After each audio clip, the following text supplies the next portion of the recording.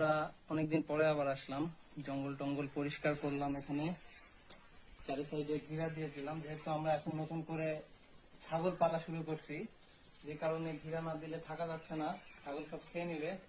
এটা লিচু গাছ, এর আগের বার ছাগল খেয়ে নিয়েছিল, এটার আবার নতুন করে খুশি গজাইছে। আশা করা যায় কিছুদিনের মধ্যে গাছটা ভালো অবস্থাতে চলে যাবে।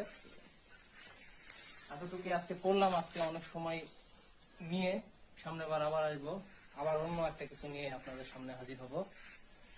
আমাদের গাছের আতা কিছুটা আগের বার পেরে নিয়ে গেছিলাম, আবার পাড়া হবে আজকে কয়েকটা, যেটা ওইটা ভালো আছে।